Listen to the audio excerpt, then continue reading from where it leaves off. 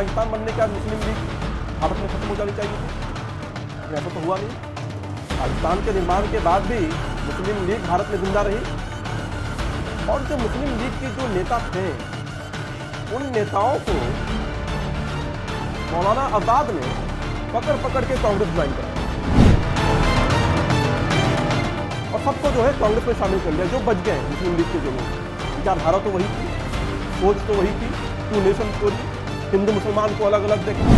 इस देश के अंदर अगर जो समस्याएं हैं तो वो यही समस्याएं हैं कि वो जो छोटे छोटे पाकिस्तान के निर्माण होने के बाद जो भारत में छोटे छोटे पाकिस्तान पॉकेट के रूप में अभी भी काम कर रहे हैं, उनकी जो सोच वही है जो सोच उन लोगों की थी उस वक्त आजादी के वक्त, कि वो हिंदुओं को अपना मानने को तैयार नहीं, वो भारतीय कल्चर को, भारतीय सभ्यताओं को, भारतीय परंपराओं को, भारतीय आस्थाओं को मानने के लिए वो तैयार नहीं है।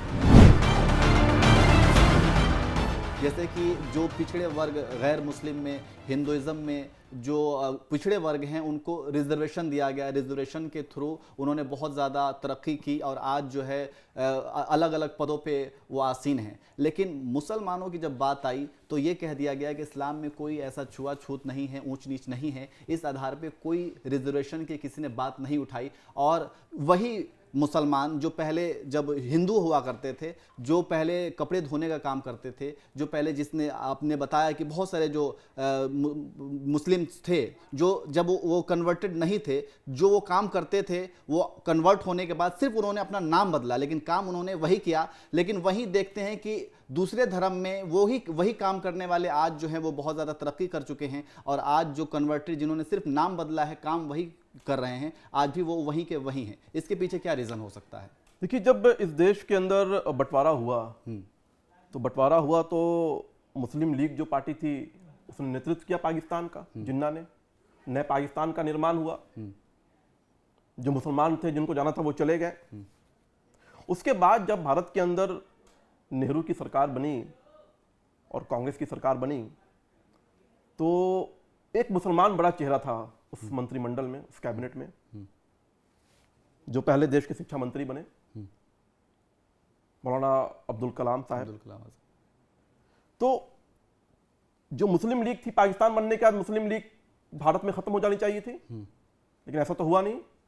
पाकिस्तान के निर्माण के बाद भी मुस्लिम लीग भारत में जिंदा रही और जो मुस्लिम लीग के जो नेता थे उन नेताओं को मौलाना आजाद ने पकड़ पकड़ के कांग्रेस ज्वाइन कराया और सबको जो है कांग्रेस में शामिल कर लिया। जो बच गए मुस्लिम लीग के जो लोग, विचारधारा तो वही थी, सोच तो वही थी, टू नेशन थ्योरी, हिंदू मुसलमान को अलग अलग देखना।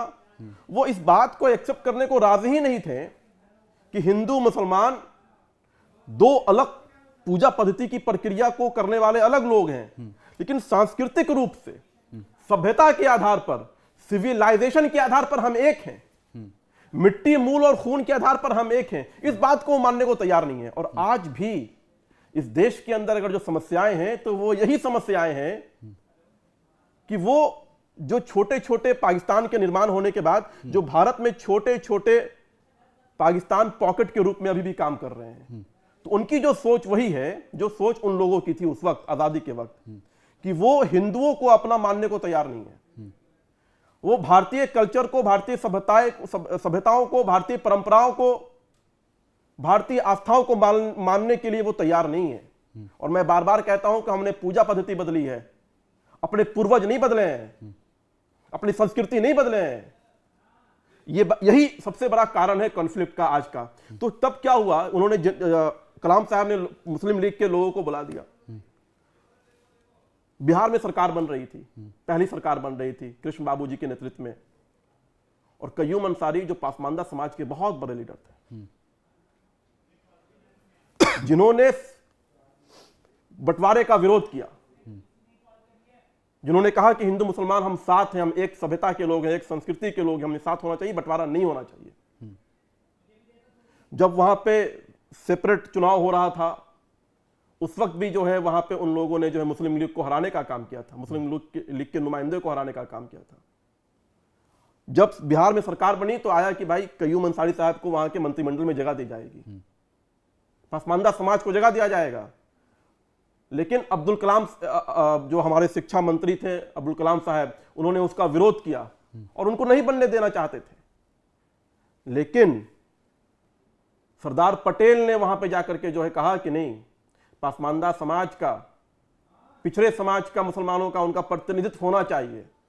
और उन्होंने उनके हस्तक्षेप से फिर वो जो है कयूम अंसारी को जो है मजबूर हुआ कांग्रेस पार्टी वहां के मंत्री बनाने के लिए। तो आप इसी से अंदाजा लगाइए, जो बात आप कह रहे हैं कि जो रहनुमा थे, हमारा रहनुमा कौन कर रहा था उस वक्त मुसलमानों का? यही लोग कर रहे थे। मैंने इसीलिए आपसे, यही लोग तो कर रहे थे ना, जिन लोगों ने कहा कि मेरा शासन था अंग्रेजों का, मुसलमानों का, मुगलों का शासन मेरा था। फिर उसके हाथ से अंग्रेजों के समय में भी उन लोगों ने चाटुकारिता की अंग्रेजों की। और उसके बाद जब कांग्रेस की सरकार आई तो भी उस वक्त जो है उन लोग मलाई खा रहे थे।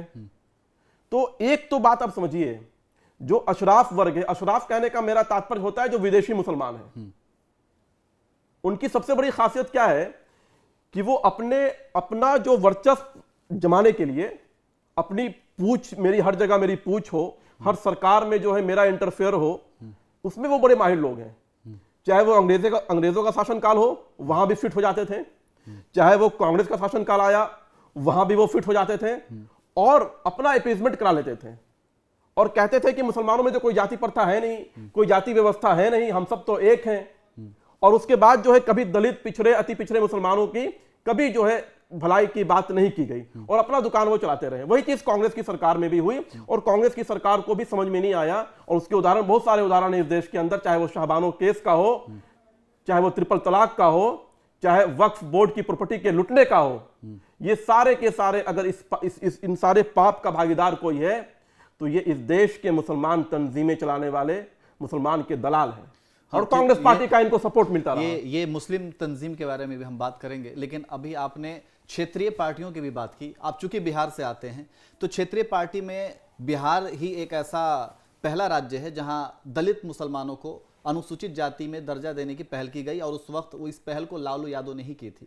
तो आप ये कह रहे हैं कि क्षेत्रीय पार्टियों ने ऐसा कुछ भी नहीं किया, लेकिन बिहार पहला ऐसा स्टेट है और इसकी पहल भी लालू यादव ने की थी। फिर आप क्या कहेंगे? देखिए, मैं कहता हूं कि जो मुसलमान, जब तक आपके अपने रहनुमा जो हैं इस देश के, जो अपने आप को सो कॉल रहनुमा कहते हैं, आप मानते हैं ना कि इस देश के अंदर मुसलमानों का जो है मुस्लिम पर्सनल लॉ बोर्ड जो है वो इस मुसलमानों का रहनुमा है, वो उसको लीड करता है।